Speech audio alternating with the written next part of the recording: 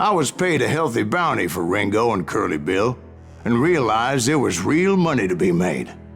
That's why I went after Henry Plummer.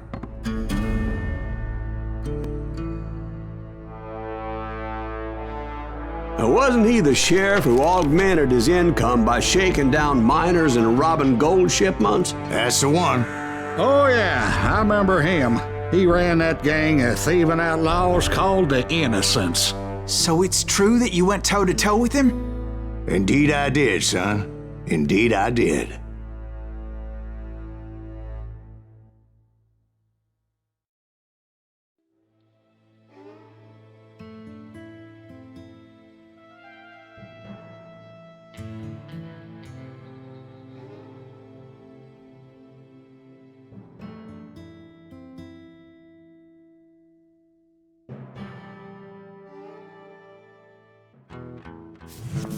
I knew I needed resources if I was going to track down Roscoe Bob Bryant, and hunting Plummer looked like a good way to get rich quick. As the local vigilantes exposed him and put a generous price on his head. Plummer rallied his gang to plunder one last gold mine before making their escape, and that's where I thought I'd find him.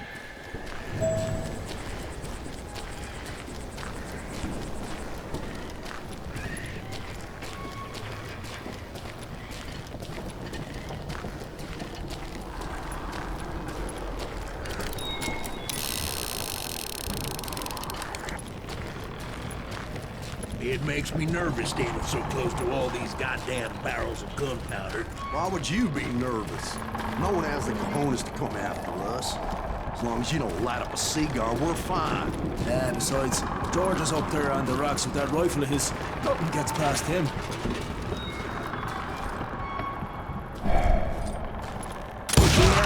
As my late father pointed out to me more than once, God made men, but Samuel Colt made them equal.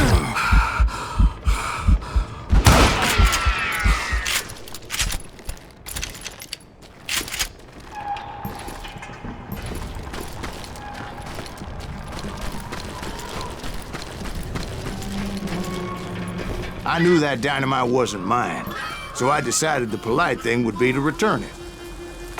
It was the biggest gold rush since Sutter's Mill in '48.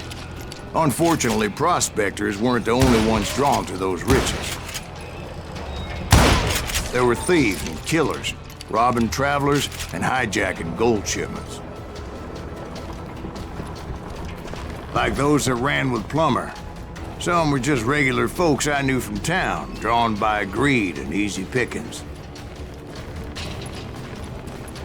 Charlie Crow, the blacksmith. James, who worked in the stable. Sam and Jeremiah Barber, the butcher's son. Ordinary citizens who lived a double life. Stealing and thieving and murdering their neighbors.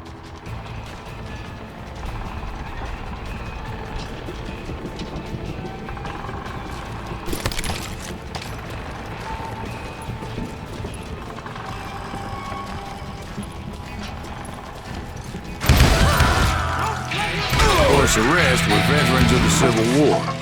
Stone-cold killers trained on the bloody fields of Shiloh and Antietam.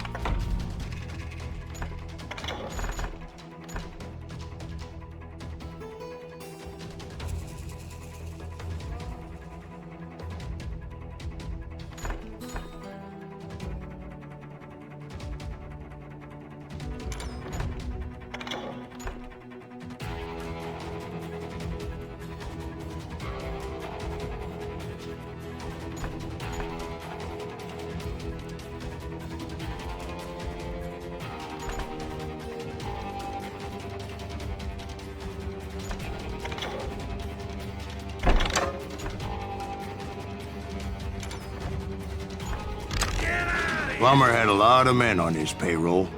A hell of a lot. That son of a bitch pretended to protect the public with one hand while stealing them blind with the other. He set up a defensive perimeter which I had no idea how to breach.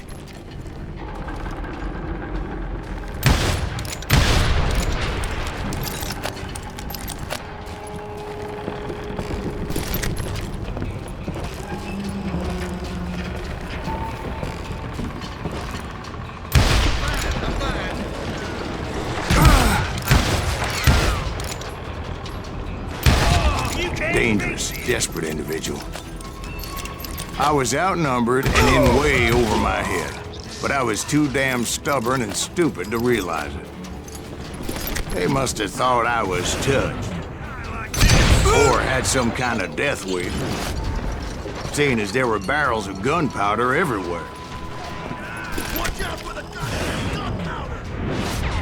One stray bullet, one stray spark, and I'd be blown to hell and gone.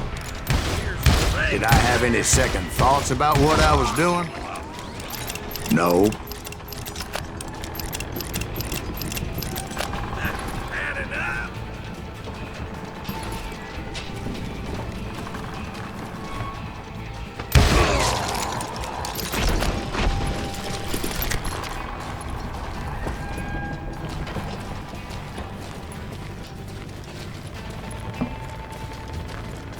I thought I was some kind of hero.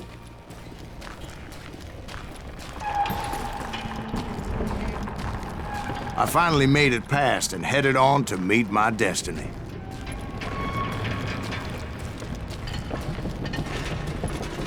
But first, I had something I needed to figure out.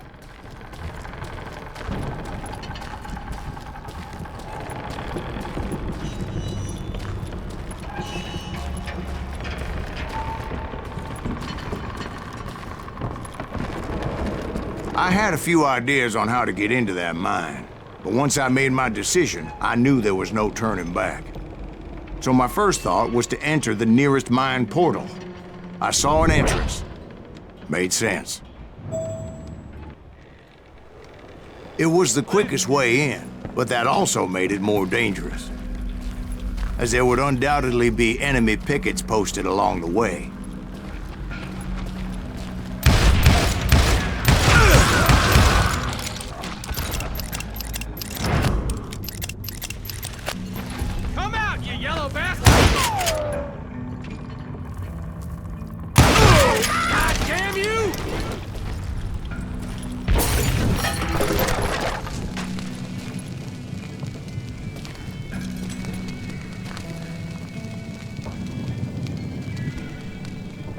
Show yourself, coward!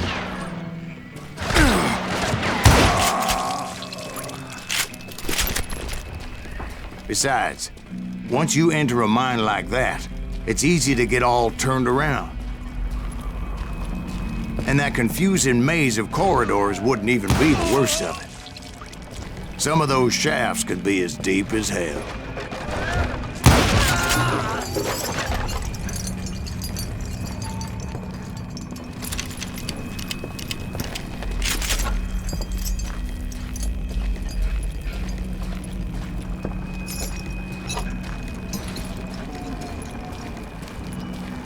Show yourself!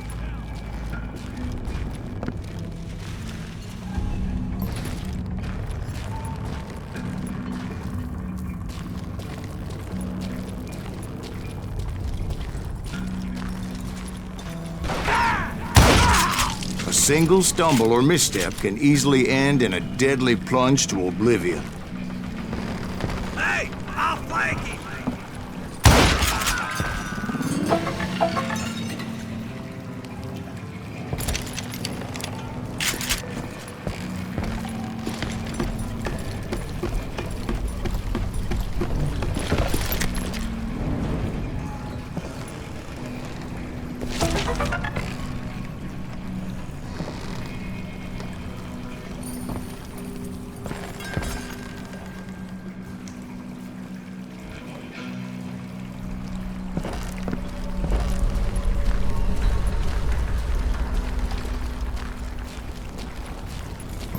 Quick reflexes often make up for a lack of common sense.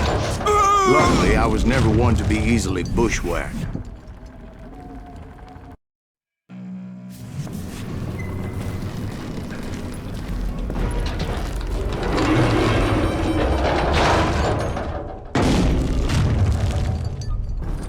I would just need to be careful not to blow myself to Kingdom Come. With all that gunpowder and dynamite everywhere, a body has to know what he's shooting at. All it takes is one tiny spark, and boom. Get him!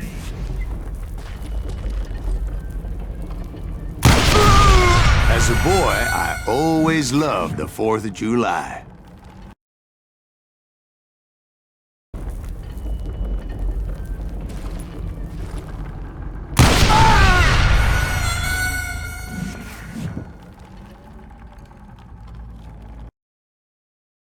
Take that asshole out! You'll die for this, you hear me?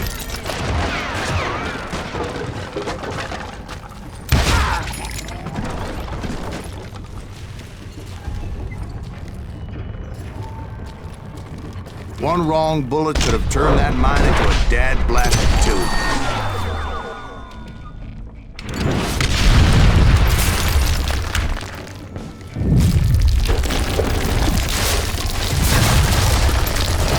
I freely admit that my plan of attack was not just moronic, but clearly insane.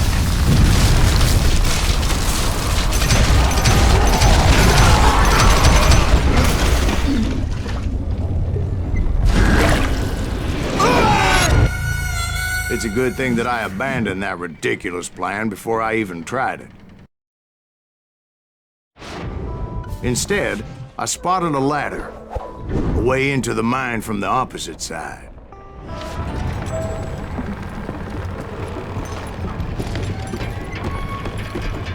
It was a long way around, but that approach seemed more sensible at the time. Of course, being I had a problem with heights, that scaffolding scared the bejesus out of me. Climbing down that ladder required some caution, because even though I had a younger man's reflexes, no man can dodge a damn bullet while climbing down a rickety ladder.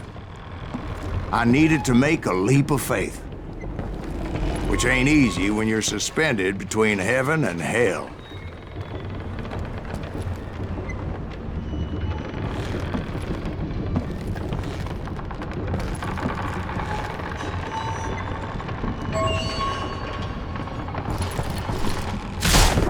I was determined not to give up, however. That Sheriff Plummer seemed quite the despicable character. When the vigilantes discovered what the sheriff was up to, people were outraged. That 10,000 they put on his head would go a long way to helping me find old Bob.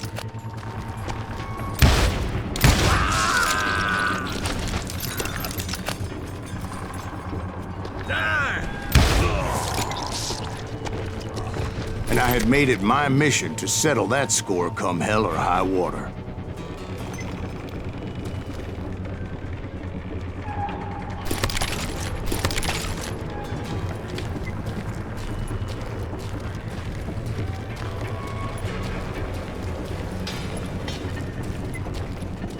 But first, I would have to make a choice. Take the elevator or climb the ladder.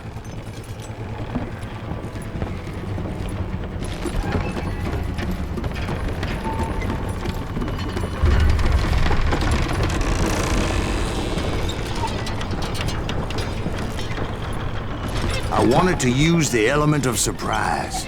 Plus, I figured I could use the exercise. I was warmed up already, so what the hell?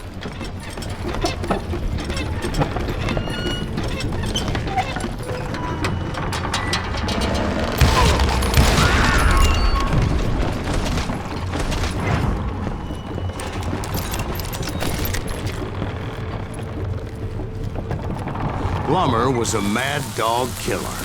The people of Nevada City deserved better.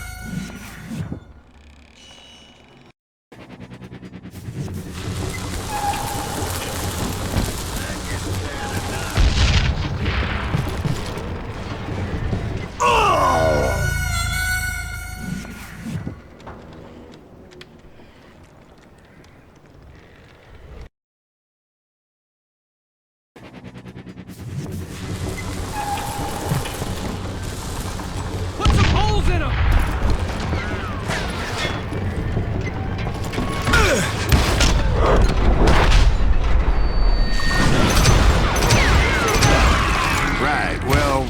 was the sheriff of both places at one time or another, but that's neither here nor there.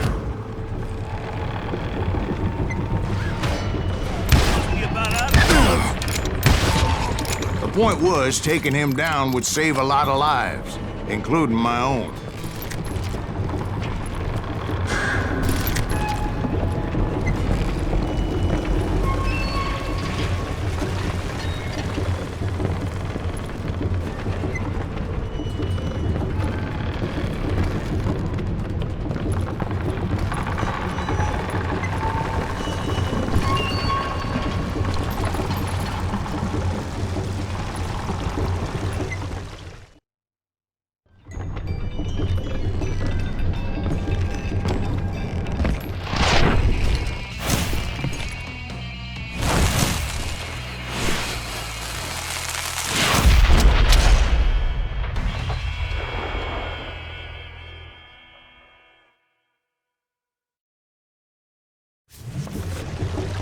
They're gonna bury you in a million pieces! This day is just getting worse and worse for you, ain't it?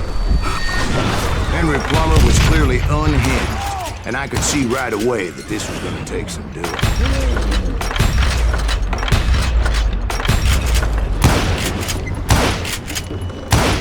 I'm going all Minnie.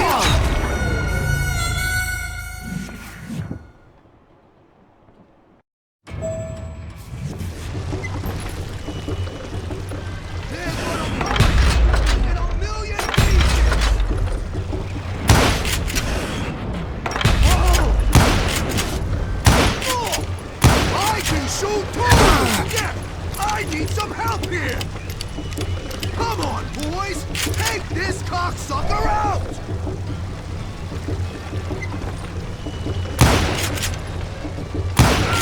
It's crazier than a shit house rat!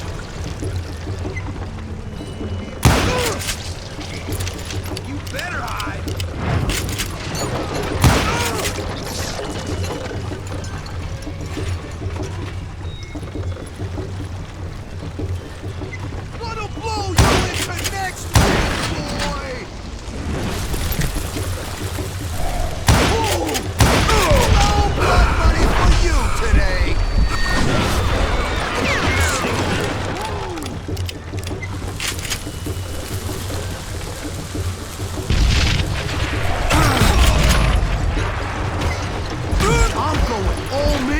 On your ass.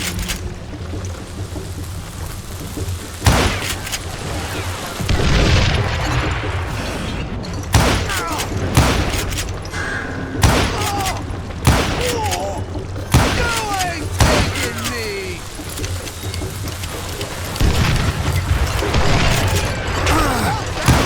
Didn't you?